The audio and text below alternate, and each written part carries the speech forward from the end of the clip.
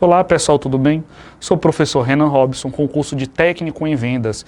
E hoje eu estou aqui com vocês para trabalhar a disciplina de Economia e Mercado. Nós vamos ver alguns pontos, como é que funciona a economia, os conceitos, as funções, e em relação ao mercado também e à globalização, que é o que importa muito hoje em dia, né, para a gente, certinho? Então aqui no primeiro momento a gente vai ver o que é economia nesse conceito, certinho? Economia é a ciência social que estuda a produção, distribuição e consumo de bens e ou serviços, ok? Ela estuda as formas de comportamento humano, resultantes da relação entre as necessidades dos homens e os recursos disponíveis para satisfazê-lo. Bora ver esse primeiro ponto aqui, ó. Ela estuda a produção, ou seja, o que é produzir no nosso dia a dia, desde a agricultura, da pesca, da mão de obra, assim por diante, até a distribuição. Quando ela sai da agricultura, sai das grandes indústrias e são distribuídas para os pontos onde nós, como consumidores finais, vamos fazer uso desse bem ou desse serviço. Bora citar um exemplo dessa linha aqui. Vamos supor o arroz. O arroz ele vai ser cultivado, vai ser colhido, ok? Então, ele está sendo feita a produção dele, tá? Então, ele vai chegar na indústria, vai ser industrializado aquele produto e ele vai ser posteriormente distribuído, ou seja, ele vai ser colocado em vários pontos de uma região para começar a ser vendido, ok? E, por fim, nós vamos fazer o consumo desse bem. Tá? Então, assim que funciona, como é que é o processo da economia, ok? E o que essa economia faz? Ela vai trabalhar de acordo com as nossas necessidades. Como assim de acordo com as nossas necessidades? Nós temos desejos e necessidades. Os desejos são o quê? São algo que nós queremos, almejamos, só que não é algo que precisamos para viver, para fazer o nosso dia a dia. Enquanto a nossa necessidade é algo que nós precisamos e temos que adquirir no nosso cotidiano para ter uma vida, como por exemplo, higiene pessoal, o consumo de água, tá? Então vamos soltar necessidade e desejo. Desejo seria o quê? Eu querer consumir um refrigerante. Aí é um desejo. Água é uma necessidade, nós precisamos de água para sobreviver. Então, nós produzimos e a economia trabalha de acordo com as nossas necessidades, tá bem? Como aqui, ó, entre as necessidades dos homens e dos recursos disponíveis para satisfazê-lo, ok? Então pronto, a gente vai dar continuidade. Aqui fala o quê? A ciência econômica está sempre analisando os principais problemas econômicos, o que produzir, quando produzir, em que quantidade produzir e para quem produzir. Esses pontos são muito importantes, ok?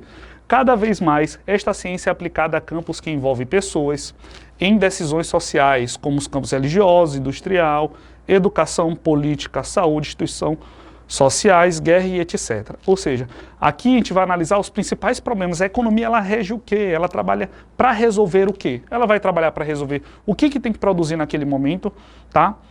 Quando é que eu vou produzir aquilo, ou seja, a melhor época, o melhor momento, de acordo com a sazonalidade, o tempo, a região, o período, assim por diante, tá? Em que quantidade eu vou produzir, tanto para aquele produto não ficar escasso, quanto para aquele produto não ter sobra e acabar sendo perdido por avarias, estragar, perder a validade, assim por diante. E para quem eu vou produzir, qual é o meu nicho de mercado, que é o meu principal cliente para aquele produto. Ok? Então são essas problemáticas que a ciência econômica ela vai estar resolvendo para a gente, ok? Continuando, pessoal, ó, além dos resultados da atuação desta ciência em questões diretamente a ela ligadas, como dinheiro, ou produção, ou mercado financeiro, a economia influencia diretamente e indiretamente outras áreas da sociedade, seja ela política, que está ela intimamente ligada, ou seja ela, qualidade de vida das pessoas. Então, a economia nós olhamos no jornal todo dia. A gente assiste o jornal, nós lemos o jornal, olhamos em sites e redes sociais, sempre está batendo aquela tecla sobre a economia. Então, quando fala sobre a economia, ela rege toda a sociedade, ela rege todos os pontos do mercado financeiro, todos os pontos da nossa sociedade, comunidade e de forma global, ok? Tá? Então, de onde veio esse termo economia? Olha aqui, o termo economia veio do grego oikos, que significa casa, e nomos, que significa costume ou lei. Então, levando para a forma de administração, da forma que nós vamos gerir, quer dizer o quê? Regras de casa e administração de casa. Ou seja, nós trabalhamos a economia dentro de casa. Nós compramos aquela quantidade necessária para a gente sobreviver durante um determinado período, nós compramos o que é necessário, às vezes nós consumimos coisas que é do nosso desejo, mas nós trabalhamos a economia dentro de casa. Desde a parte de estocar um determinado produto para ele durar mais tempo, até comprar aquele produto para fazer consumo de imediato, para eu não perdê-lo. Então nós trabalhamos a economia, tá? Nós analisamos valores, vemos se aquela quantidade daquele produto, daquela marca é boa, se aquele valor é mais caro que outro item de outra marca. Então nós trabalhamos a economia dentro da nossa casa, do nosso dia a dia. Então uma das definições que captura muito a ciência econômica moderna é de Lionel Robbins, tá? Onde ele fez um ensaio em 1932. Ele fala o quê? A ciência que estuda as formas de comportamento humano resultantes das relações existentes entre ilimitadas necessidades a satisfazer e os recursos que, embora escassos, que prestam aos usos alternativos. Vamos deixar claro, as nossas necessidades são ilimitadas. Todo dia, por exemplo, eu tenho necessidade de me alimentar e de beber um líquido, de beber água. Tá? Porém, esse recurso ele é limitado.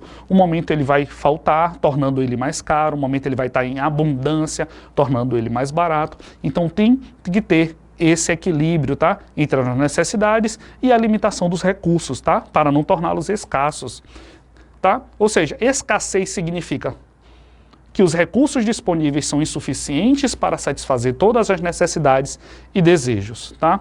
Estando ausentes a escassez dos recursos e a possibilidade de fazer uso alternativos desses recursos. Não haverá problema econômico. Bora só frisar esse segundo ponto, ó. Estando ausentes a escassez dos recursos e a possibilidade de fazer uso alternativos. Ou seja, quando um determinado produto se torna escasso, eu tenho que ter uma possibilidade de produzir um produto paralelo para suprir aquela escassez. Assim, eu não tenho problema econômico, tá? Ou o problema econômico é minimizado em relação a isso, tá? Isso pode ser variado em qualquer segmento, tá? Tanto de cosméticos, quanto alimentação, tá? Vestuário, assim por diante. Então, aqui ele deixa bem claro que os nossos recursos disponíveis para qualquer tipo de área, eles são limitados. No momento eles vão se tornar mais caros, vão se tornar com menos produtividade, aquele produto vai ficar em falta no mercado, mas as nossas necessidades não são, ok? São ilimitadas, certo? Então essa definição vem em vários conceitos importantes, que são a base e o objetivo do estudo da ciência econômica. Vamos lá, quais são os conceitos? Conceito da escolha, tá? Ou seja, eu tenho aquela vontade de escolher se eu vou adquirir um produto X ou um produto Y, certo? Da escassez, aquele produto se torna limitado e vai ficar em falta, ok? Das necessidades, tem que satisfazer as necessidades dos consumidores, ok? Dos recursos, ou seja, de onde eu vou tirar aquele produto, da minha produção, qual vai ser a linha que eu vou produzir, como é que eu vou produzir, quais são os recursos necessários que eu vou utilizá-lo. E a distribuição, como é que eu vou fazer aquele produto que foi produzido chegar ao consumidor final. Então são esses conceitos, tá? Essas definições que trabalha a ciência econômica. Tá?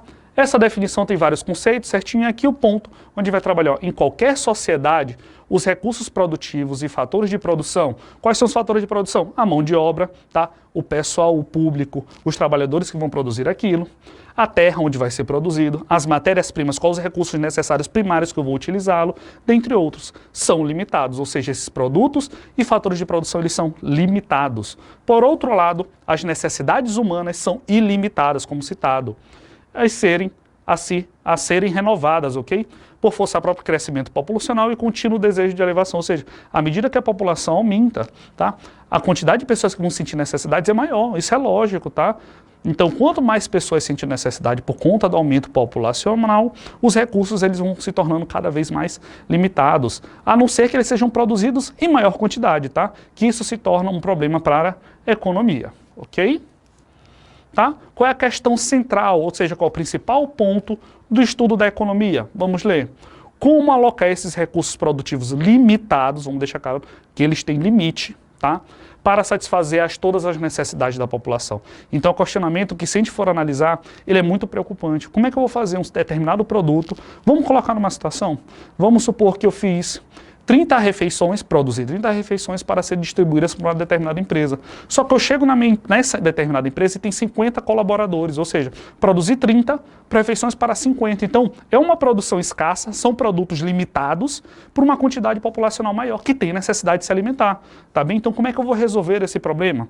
E coloca assim, ó, esse questionamento levou a sociedade a repensar sobre os modelos de sistema econômico, de escassez dos recursos ou fatores de produção, associadas às necessidades ilimitadas do homem, originalmente chamada de problemas econômicos fundamentais e continua sendo um problema econômico fundamental. Nós vamos deixar um produto escasso, direcionado à alimentação, tá? No setor alimentício, deixar faltar para uma população, tá? Isso é um problema muito importante, é um problema fundamental, ok?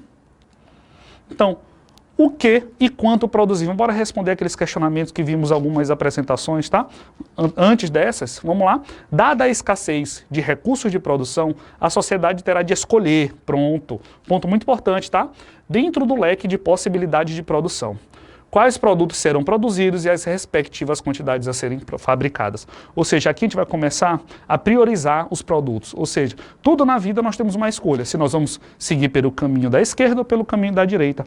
Nessa parte de o que produzir, quanto produzir, também temos que fazer essa escolha, se a gente vai escolher produzir esse produto que está na esquerda ou esse produto que está na direita, para assim satisfazer a necessidade da população, tá? Então, depois disso, a gente tem que ver. Mas assim que a gente, vamos, por exemplo, eu escolhi o produto da esquerda, agora eu tenho que decidir quanto é que eu vou produzir desse produto. Tem que fazer essa escolha.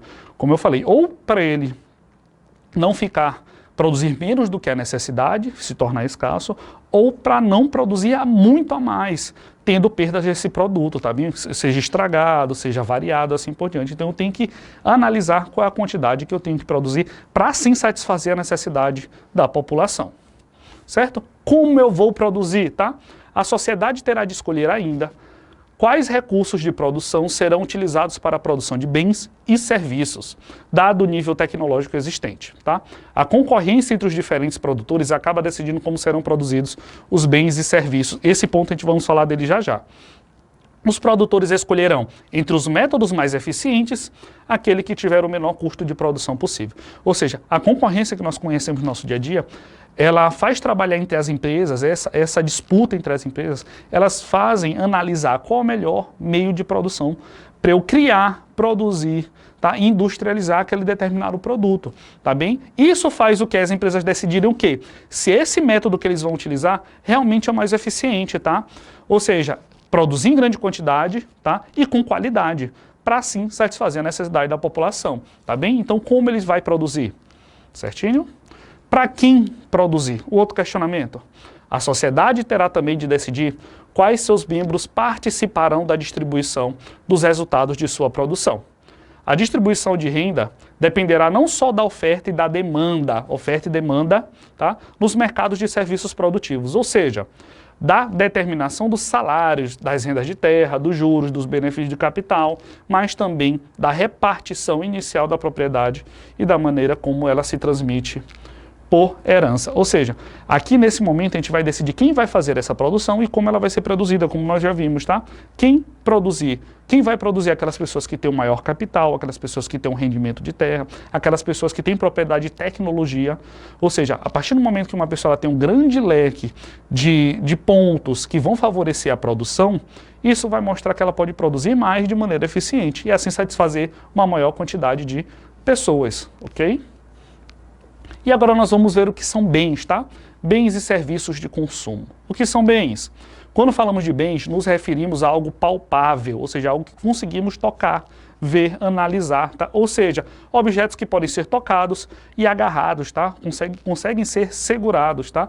São distos exemplos como comida, roupas, brinquedos ou os livros. Então esses são bens de consumo, tudo que eu consigo segurar, tá? Analisar para poder adquirir aquilo. Como por exemplo, vou comprar um brinquedo para meu filho, eu consigo pegar aquele brinquedo e ver se é da forma segura para o meu filho, então é um bem aquilo.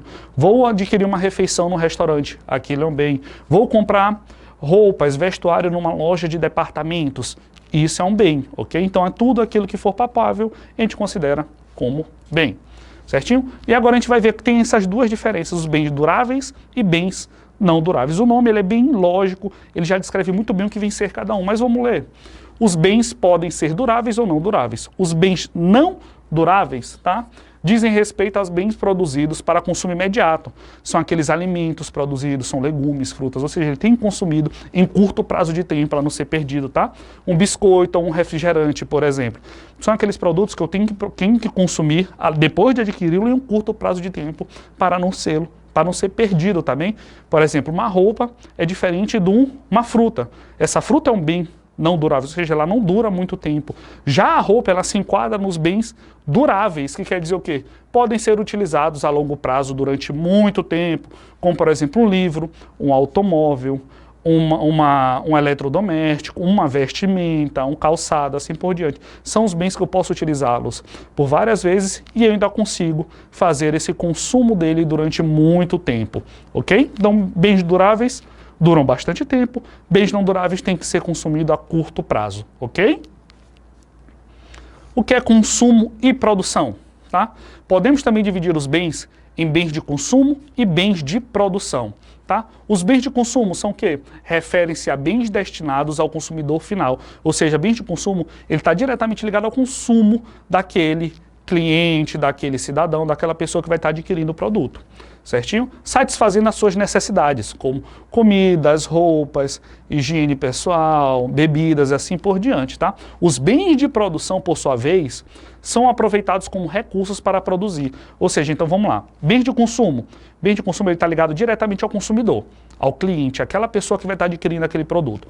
Bens de produção é um bem onde ele é um meio para ser produzido algo, como por exemplo uma tinta para produzir um quadro, a farinha para produzir um pão. Então eles são meios, são bens onde eles são utilizados para produzir um outro produto.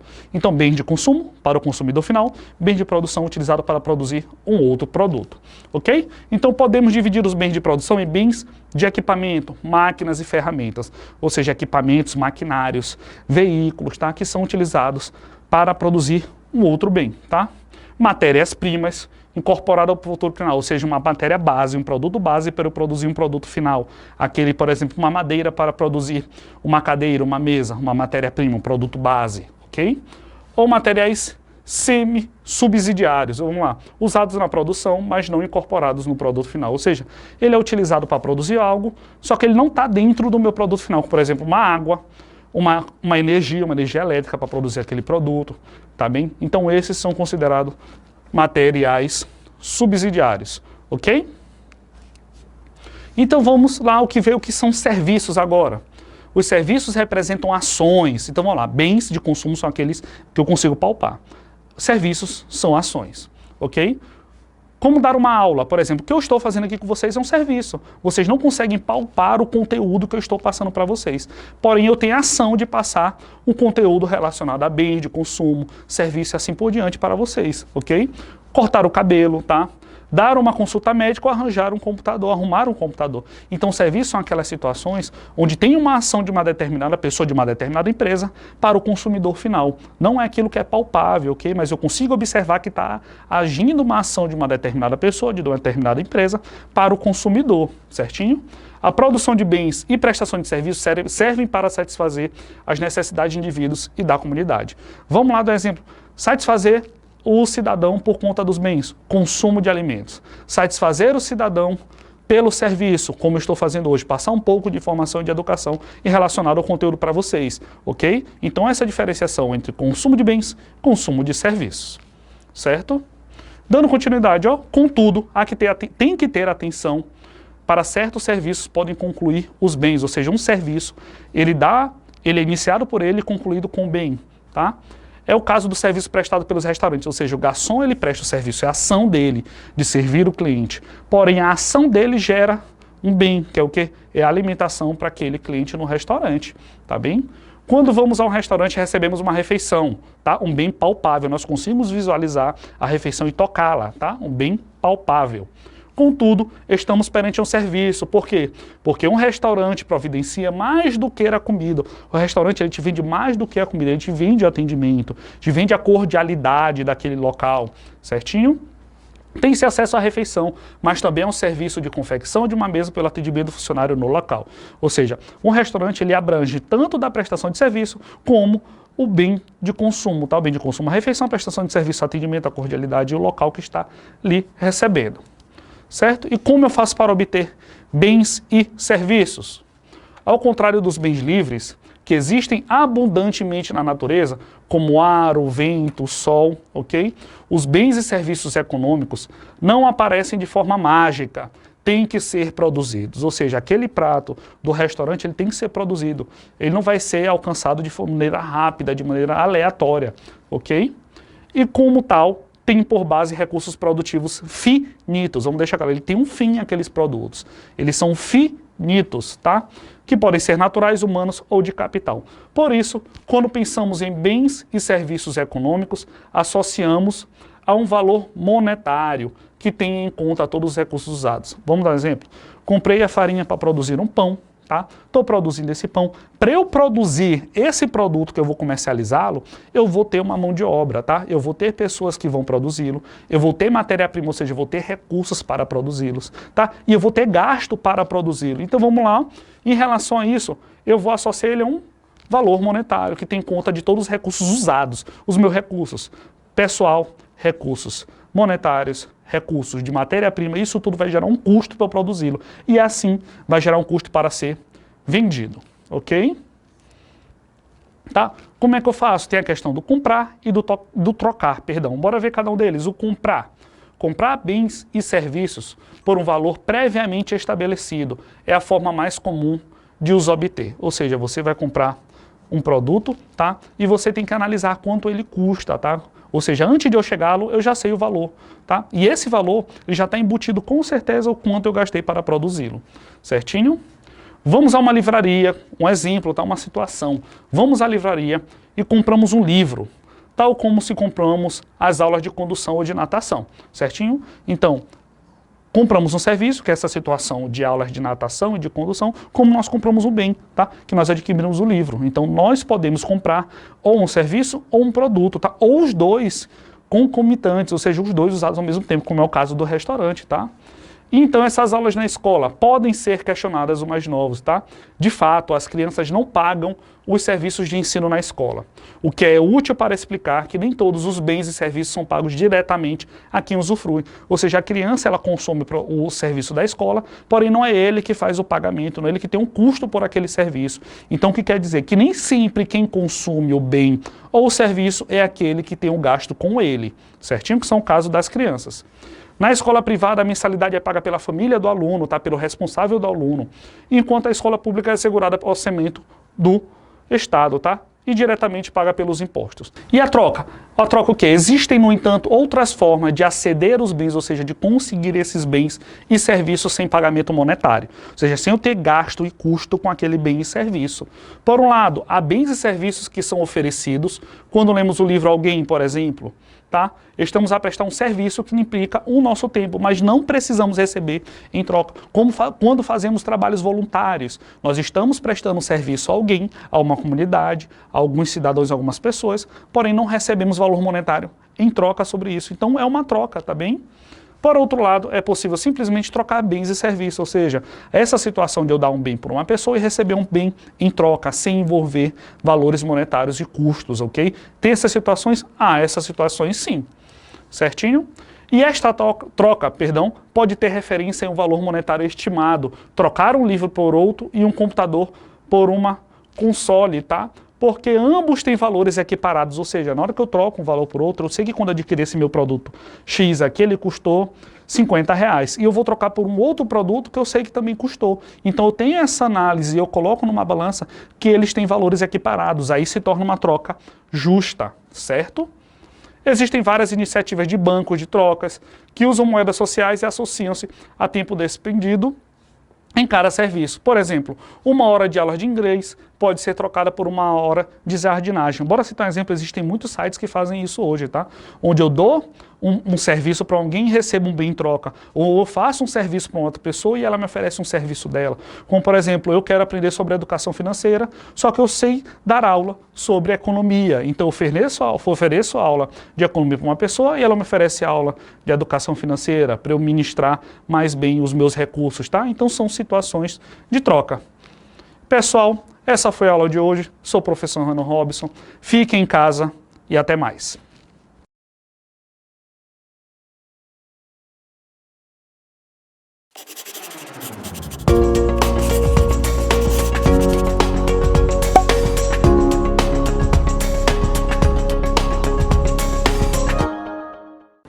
Olá pessoal, tudo bem? Sou o professor Renan Robson e estou aqui mais uma vez para ministrar disciplinas do curso de Técnico em Vendas. E hoje a gente vai dar continuidade à nossa disciplina de Economia e Mercado. Vamos ver o que vamos trabalhar hoje? Tá? Hoje nós vamos ver sobre circuito econômico e agentes econômicos, certo? O que é esse circuito econômico? Vamos lá, atividade econômica correspondente a um conjunto de operações realizadas pelos agentes econômicos, tá? Que tem como objetivo criar bens e serviços suscetíveis, de satisfazer as necessidades. Então, agentes econômicos são grupos, são situações, são pessoas, são comunidades que são responsáveis por fazer fluxos de movimentos econômicos, gerando assim esse circuito. Ou seja, uma pessoa compra um produto de uma empresa, onde a empresa ela adquire um financiamento do banco, o banco presta serviço para o Estado, então ele gera todo esse circuito através de agentes econômicos, certinho? Os fluxos são o quê? Os fluxos representam as interações entre os diversos agentes, certinho? A definição de circuito econômico, vamos lá defini-la. Representação esquemática dos fluxos, que se estabelecem entre os diferentes agentes econômicos, como eu acabei de explicar para vocês, ok? Então esses fluxos é a interação entre vários agentes. E nós vamos ver já na continuação da aula quem são esses agentes econômicos. Certinho? Ó? Os agentes econômicos são todas as entidades individuais ou coletivas que desempenham uma função na atividade econômica. Eu que adquiro um produto numa farmácia, eu que adquiro um produto no supermercado, eu vou adquirir um serviço numa instituição de ensino, eu sou um agente econômico, porque eu estou fazendo usufruto de algum bem ou serviço que vai ser da movimentação à economia, certinho? Então, cada agente econômico é definido de acordo com a função principal. Sendo assim, classificamos os agentes econômicos de acordo com a função, tá? E quais são esses tipos? Quais são os agentes econômicos que nós vamos trabalhar? As famílias, as empresas, o Estado e o resto do mundo. Nós vamos ver qual é a função principal de cada um deles, ok? Então, os agentes econômicos, vamos ver primeiro as famílias, tá? As famílias incluem todos os agregados familiares de um país, ou seja, de uma região, certo? Onde essas famílias constituem um agente econômico porque representam uma função econômica importante, o consumo. Ou seja, nós familiares, nós pessoas, grupo de amigos, famílias, a pessoa individual, nós somos um consumidor, tá? Então, a partir do momento que eu consumo determinado produto, eu sou um agente econômico. Vamos dar exemplo. Eu moro com minha família, tá? Certinho, tenho minha família com mulher, filhos, ou com os pais, tios, companheiro, independente também, e todo mês eu faço compras no supermercado para adquirir meu estoque durante aquele período. Então, o que eu estou fazendo? Eu estou agindo de forma certa, de acordo com o agente econômico famílias. Por quê? Porque eu estou consumindo produtos para dar movimentação na economia. Ou seja, foi produzido aquele produto, foi distribuído para o supermercado e eu estou adquirindo. Então, eu estou fazendo essa movimentação da minha economia. Então, eu sou um agente econômico juntamente com quem faz aquele consumo, ok? As empresas, pessoal, outro agente econômico são as empresas, tá? São agentes econômicos que se dedicam à produção de bens e serviços, tá? É onde eles são divididos em dois tipos. Então, as empresas, gente, são responsáveis por produzir. Elas que produzem esse bem e serviço que a família adquire, ok? Então, quais são esses tipos de empresas, tá? Nós temos as empresas não financeiras e as empresas financeiras. Quais são as empresas não financeiras, tá? São aquelas que produzem os bens e serviços não financeiros, por exemplo, um ginásio, um restaurante e assim por diante. Ou seja, ele não tem movimentação direta monetária, tá? Ela não trabalha com dinheiro diretamente, ela trabalha com bem ou serviço que vai ser oferecido, como por exemplo o ginásio. O ginásio ele vai oferecer atividades de educação física.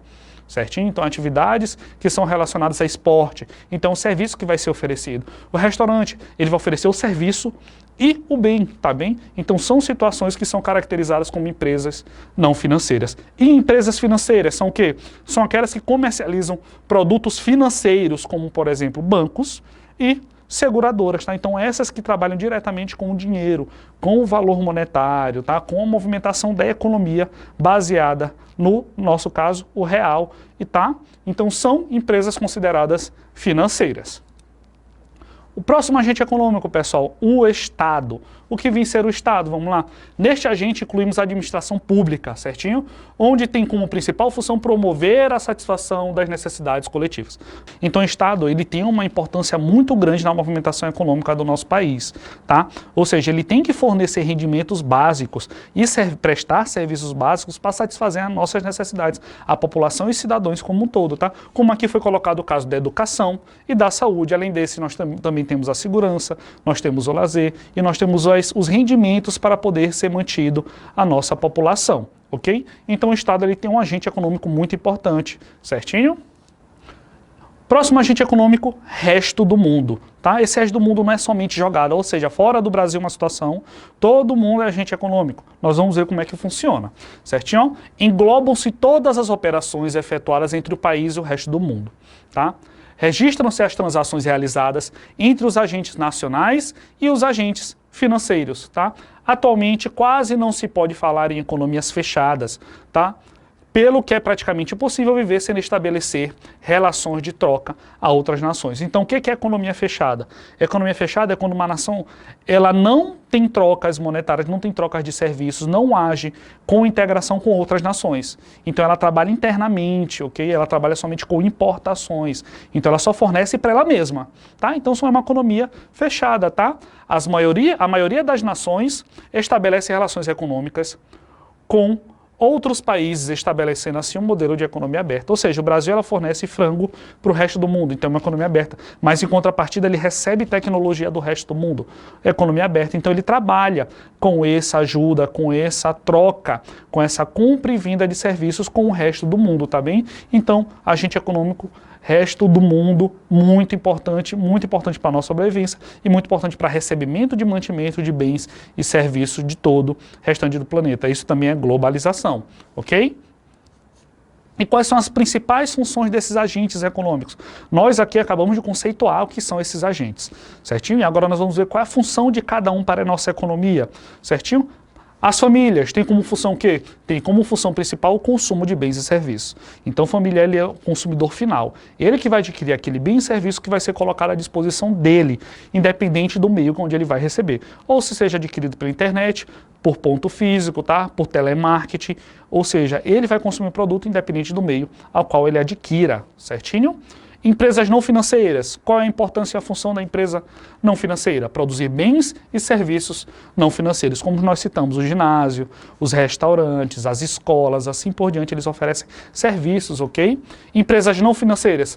Produzir esses serviços financeiros, principalmente os bancos. Nós colocamos os bancos como um agente financeiro muito bom, uma empresa financeira, um agente econômico muito importante. Todos nós, nosso cotidiano, trabalhamos com bancos, direta ou indiretamente. Ou seja, para ter uma conta em determinado banco ou simplesmente para fazer um depósito para uma terceira pessoa, uma outra pessoa, tá?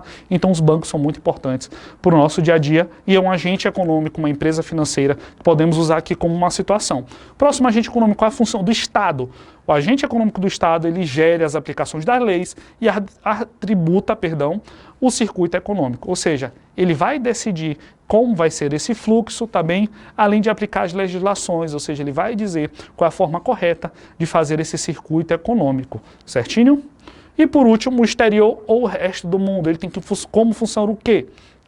Relações com o resto do mundo, realização de transações com os agentes estrangeiros, tá? E como eu falei a situação ainda há pouco, o Brasil, a nossa nação, ela pode adquirir produto do outro lado do mundo, tá? Como porém pode fornecer produto por outro lado do mundo, tá? Então é uma nação aberta, de economia aberta, que pode fazer esse desenvolvimento com o resto do mundo também na grande importância. Então esses agentes econômicos, gente, eles são de importância extrema para o desenvolvimento e o circuito econômico, ok?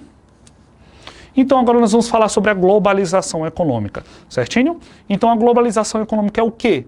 É o processo econômico e social que estabelece integração entre países e pessoas do mundo todo. Vamos citar um exemplo. Eu posso muito bem adquirir um produto que veio lá do outro lado do mundo, tá? Eu posso também adquirir um produto que veio do sul do meu país. Então tudo isso é globalizado, não é somente adquirir um produto de outro país, mas de outra região, por exemplo. Eu posso consumir um produto de um país vizinho aqui da América do Sul, como posso consumir um produto lá da Ásia. Então essa globalização econômica, ele faz o quê? Faz eu começar a adquirir e ter esse consumo de diversas partes do mundo, movimentando a economia mundialmente, certinho?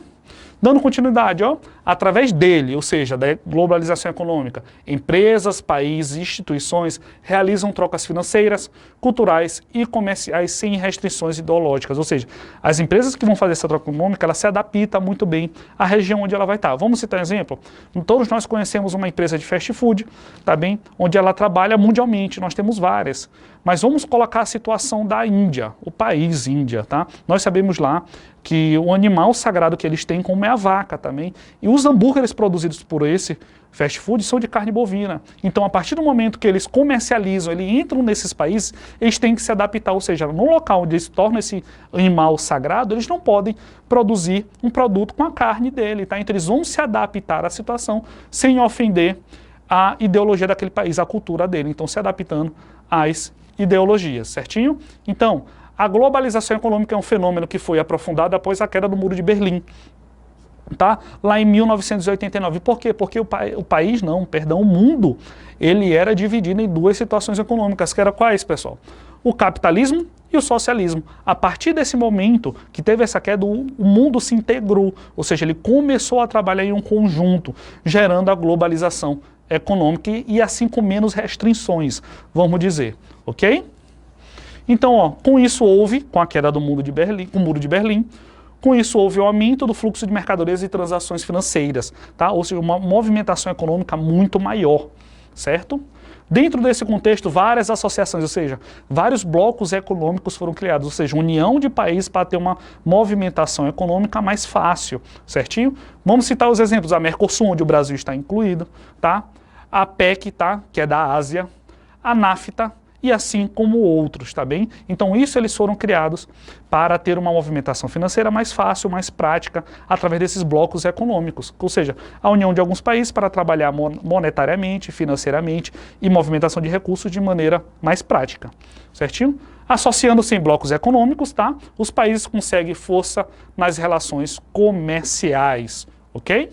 Então, globalização econômica é a crescente integração e interdependência das economias nacionais, regionais e locais em todo o mundo, através de uma intensificação do movimento de transferência de bens, serviços, pessoas, tecnologias e capital entre fronteiras. Ou seja, eu posso hoje muito bem adquirir um carro, vamos dar exemplo, só que o carro ele não foi produzido no Brasil, ele foi produzido parte no Brasil, onde partes dele vieram da Alemanha, um exemplo. Então essa globalização econômica, ele integra, ele trabalha muito bem essa interdependência entre as nações, os estados ou mesmo localmente, certo?